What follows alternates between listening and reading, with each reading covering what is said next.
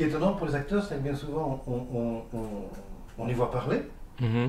On n'entend pas forcément ce qu'ils disent. Mhm. Et puis, il y a une espèce, comment dire, c'est une narration, c'est un monologue, c'est un discours avec le spectateur.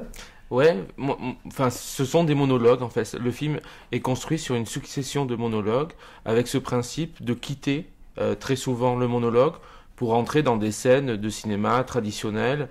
Nous, on appelait ça sur le tournage les scènes in situ, c'est-à-dire des scènes tournées dans des décors et des lieux, voilà, la montagne, un appartement, une rue sombre. Et le film alterne comme ça des moments face caméra à des moments de vie, de jeu, de correspondance entre plusieurs personnages. Qu'est-ce que ça vous a permis de faire au point de vue purement narratif, ce genre de construction?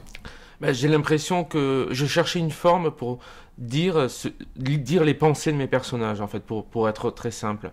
Et la meilleure façon de procéder a été que ces pensées devaient être exprimées aux spectateurs. C'est-à-dire que c'est comme s'ils se parlaient à eux-mêmes, mais en même temps, s'il y a quelqu'un qui les écoute, c'est le spectateur de la salle de cinéma.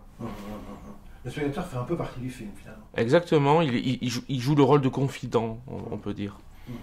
Alors, l'histoire, c'est une histoire, j'ai presque envie de dire assez simple, parce que les personnages sont simples, mais il leur arrive quand même un tas de choses. Oui, au début, hormis cette question formelle et un petit peu compliquée, comme ça, intellectuelle du film, il y avait une idée très simple de raconter une histoire d'amour, étalée sur 3 ans, de la rencontre presque hasardeuse, donc dans un parc, dans une situation un peu incongrue, et jusqu'à la fin, jusqu'à la décision de rester ensemble, en fait, en passant par des étapes, une étape de rupture, mais voilà, essayer de raconter 3 ans de la vie de ce couple, mais aussi du meilleur ami d'Armand, qui s'appelle Benjamin.